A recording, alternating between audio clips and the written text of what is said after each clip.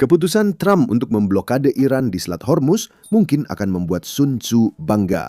Namun, terakhir kali Iran memutuskan untuk menutup selat tersebut, Amerika meluncurkan salah satu operasi konvoi angkatan laut terbesar sejak Perang Dunia II, menenggelamkan sekitar setengah armada tempur Iran hanya dalam satu sore dan membuatnya begitu menghancurkan sehingga Iran benar-benar menandatangani gencatan senjata untuk mengakhiri perang. Ini adalah kisah Operasi Earnestville. Kisah selama 14 bulan di mana Amerika dengan sopan meminta Iran untuk berhenti mengganggu kapal tanker minyak.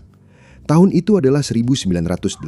Irak dipimpin oleh pria yang seolah seluruh kepribadiannya cuma kumisnya. Saddam Hussein melihat kekacauan setelah revolusi di Iran, di mana negara itu baru saja menggulingkan Shah dan mengeksekusi para jenderalnya. Lalu berpikir, begini saja, kelihatannya ini saat yang tepat untuk merebut wilayah. 8 tahun perang parit, senjata kimia, dan sekitar 1 juta korban jiwa membuktikan itu bukan ide bagus.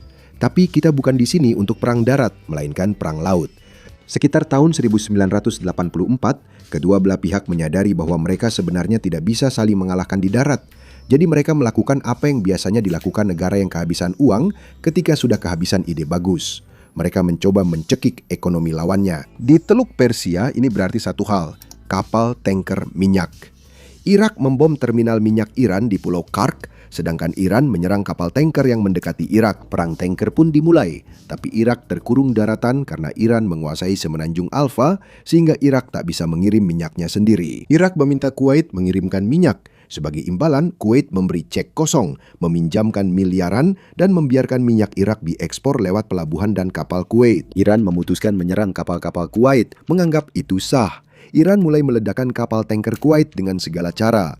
Rudal anti kapal, kapal perang kecil, kapal cepat, dengan orang-orang yang menenteng RPG, ranjau laut. Pada tahun 1986, lebih dari 200 kapal tanker netral telah diserang di Teluk, dan sebanyak 25% dari serangan itu menargetkan Kuwait saja. Dulu, 60% minyak dunia lewat selat ini, kini hanya sekitar 20%. Perang tanker membuat harga minyak global naik. Kuwait pun melakukan langkah brilian. Akhir 1986, mereka memutuskan memancing kemarahan Amerika Serikat. Mereka awalnya meminta bantuan Uni Soviet yang langsung setuju karena ingin menempatkan kapal perang di Teluk Persia. Lalu mereka beralih ke Amerika Serikat. Washington melihat Soviet mulai mendekati jalur minyak penting dunia dan memutuskan untuk tidak membiarkan mereka mendekat ke hal sepenting ini, apapun keadaannya. Pada Maret 1987, pemerintahan Reagan menyetujui rencana yang diajukan Kuwait. Kuwait akan mengambil 11 kapal tankernya, mengganti bendera Kuwait dengan bendera Amerika, mengganti nama, dan kapal-kapal itu pun menjadi kapal Amerika. Serang kapal itu berarti bukan menyerang Kuwait, tapi Amerika Serikat. Inilah Operasi Earnestville, salah satu operasi konvoi angkatan laut terbesar Amerika Serikat sejak Perang Dunia II. Kapal induk, kapal tempur, perusak, fregat, kapal penjelajah, kapal penjaga pantai, pesawat AWACS, helikopter operasi khusus Angkatan Darat, Navy SEALs, unit kapal khusus. Seluruh armada akan berada di wilayah itu. 22 Juli 1987, konvoi pertama mulai terbentuk. Bintang utama dari operasi ini adalah sebuah kapal bernama Bridgerton, dan saya ingin Anda memahami betapa besarnya Bridgerton. Kapal ini panjangnya lebih dari 1.000 kaki, beratnya 414.000 ton, panjangnya setara 3 lapangan sepak bola berjejer, membawa minyak yang nilainya melebihi PDB beberapa negara kecil. Bahkan pesawat bisa mendarat di atasnya jika perlu. Mengawal kapal itu ada 3 kapal perang Amerika, yaitu kapal perusak peluru kendali USS Kidd, kapal penjelajah USS Fox, dan fregat USS Cromlin. Semua kapal itu dipersenjatai dengan senjata-senjata terbaik yang tersedia pada tahun itu. Mereka melewati Selat Hormuz tanpa insiden apapun. 4 F-4 Phantom Iran mendekat untuk mengamati, tapi menyadari kalah jumlah lalu kembali ke pangkalan. Sejauh ini semuanya lancar. Namun di balik layar, Garda Revolusi Iran melakukan hal yang tak diduga Pentagon. Mereka mengambil kapal pendarat tua dan memuatnya dengan ranjau laut kontak M08, rancangan Rusia yang sudah kuno. Pada 23 Juli, malam sebelum Bridgerton tiba, mereka menyelinap keluar, menanam 9 ranjau berjarak 500 yard di jalur konvoi, lalu kembali. Intelijen Amerika menangkap rencana serangan Iran lain yang dibatalkan, tapi mereka tidak mengetahui operasi penanaman ranjau ini. Pagi itu, tanggal 24 Juli. Kapten Bridgerton Frank Sides berada di anjungan. Suhu 100 derajat air tenang, semua baik-baik saja. Lalu semuanya berubah. Bridgerton menabrak ranjau. Kapten Sides kemudian menggambarkannya seperti merasakan palu seberat 500 ton dijatuhkan ke kapalnya, padahal dia berada di atas kapal supertanker. Itu membuat lubang sebesar 11 kali 5 kaki di lambung kapal dan membanjiri tangki. Tapi begini, Bridgestone begitu besar hingga kejadian ini nyaris tak memperlambatnya. Dia tetap melaju 16 mil per jam. Kapten Sides memerintahkan crash astern, manuver darurat maritim yang memerintahkan mesin kapal mundur penuh. Tapi itu tidak berpengaruh. Dibutuhkan 3 mil dan 30 menit untuk menghentikan kapal ini. Kini kapal ini terus melaju. Sementara itu kapal perang pengawal langsung berhenti. Kidd berhenti, Cromlin berhenti, Fox yang jauh di belakang juga berhenti. Kapten Sides berbicara di radio dan pada dasarnya berkata, saya kutip bebas, ini momen penting. Hei, apakah kalian sadar betapa besarnya dampak kejadian ini? Ranjau itu pasti akan menghancurkan kapal kalian. Saya sangat menyarankan kalian semua untuk berada di belakang saya saja, jadi mereka pun melakukannya. Sepanjang perjalanan ke Kuwait, 3 kapal perang Angkatan Laut Amerika berbaris di belakang kapal tanker minyak yang rusak, memakai supertanker Kuwait sebagai penyapu ranjau. Kapal penyapu ranjau Soviet melintas dari arah berlawanan dan Kapten Amerika memperingatkan soal zona ranjau. Kapten Rusia membalas lewat radio, terima kasih kapal perang Amerika. Foto konvoi ini, kapal perang IRSS mengikuti dengan patuh di belakang tanker yang terluka, muncul di halaman depan setiap surat kabar besar di dunia. Perdana Menteri Inggris Margaret Thatcher secara terbuka mendesak Amerika merespons dengan tenang karena dia tahu badai akan datang. Saat Amerika mengirim kapal penyapu ranjau untuk menangani ranjau laut Iran, Iran mengeluarkan senjata lain, yaitu rudal Silkworm. Ini tiruan buatan Tiongkok dari rudal anti kapal Soviet lama. Senjata ini bukan yang tercanggih di dunia. Pada dasarnya, ini tempat sampah terbang berisi bahan peledak yang diarahkan ke kapal dan Anda hanya bisa berdoa. Tapi kalau satu saja mengenai sasaran, kapal itu akan mengalami hari yang sangat-sangat buruk.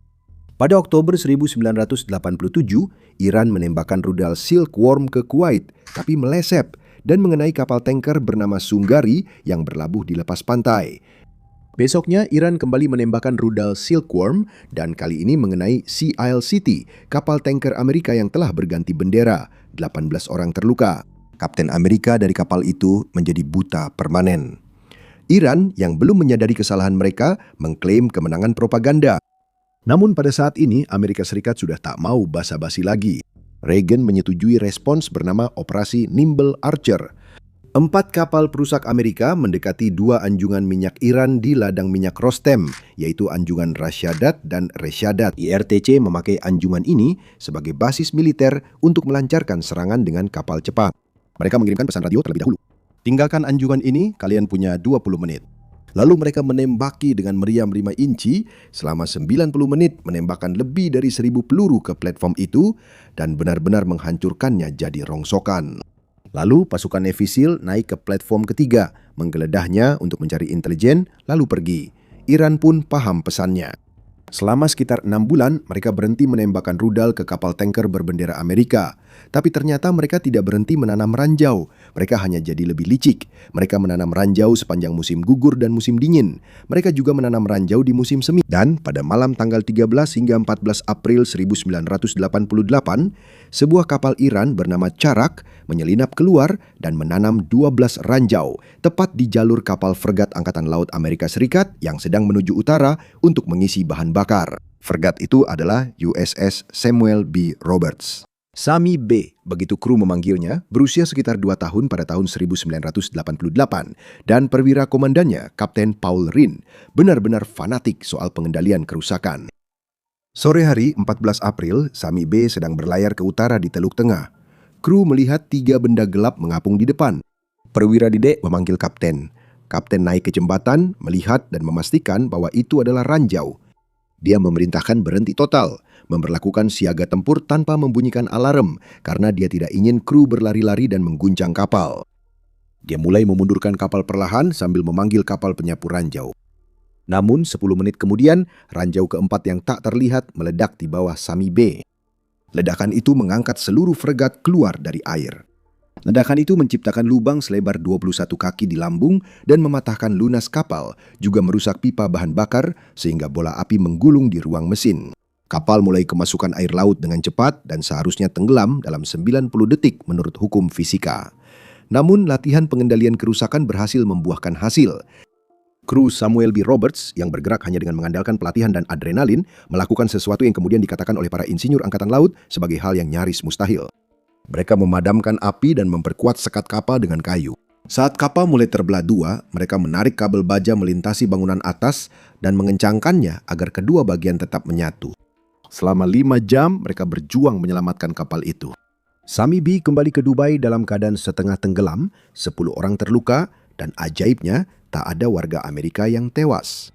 Para penyelam turun ke lokasi Sami B terkena, menemukan potongan ranjau dan mengidentifikasinya sebagai ranjau kontak tambat M08. Nomor seri itu sama dengan yang ditemukan di kapal penebar ranjau Iran Ajir tahun sebelumnya.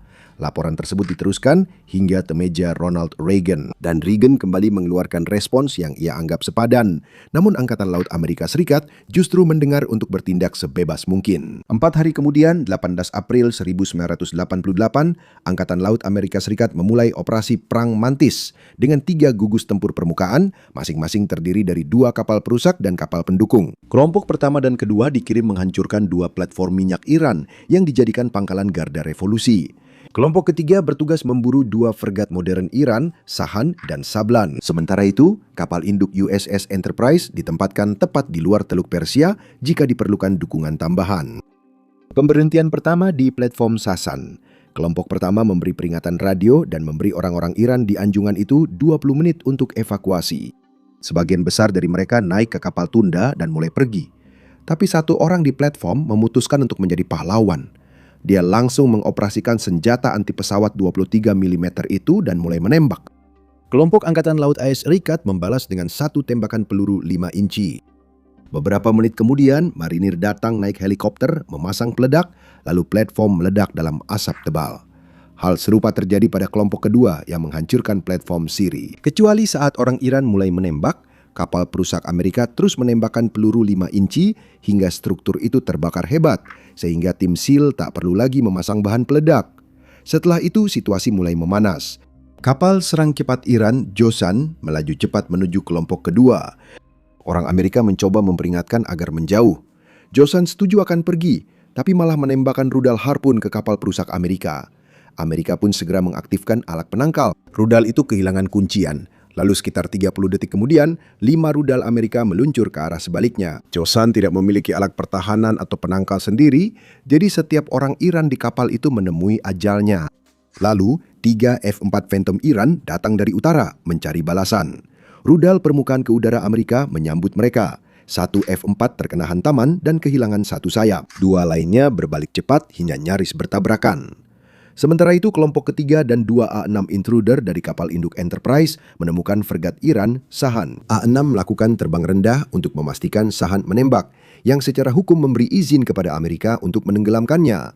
Dan mereka melakukannya dengan senang hati, dengan rudal harpun menembus lambung, bom berpemandu laser menembus dek, dan bom 1000 pon sebagai pelengkap. Tak lama setelahnya, mereka mengejar kapal saudari Sahan, Sabalan, yang mencoba kabur. A-6 menghantam kapal itu dengan bom 2000 pon hingga menembus badan kapal. Ruang mesin meledak dari dalam dan kapal itu langsung mati di tempat. Washington harus segera menghubungi Angkatan Laut untuk berhenti. Jika tidak, Iran bisa kehilangan seluruh Angkatan Laut dalam sehari. Dalam 8 jam, Angkatan Laut Amerika Serikat menenggelamkan atau melumpuhkan sekitar setengah armada tempur Iran.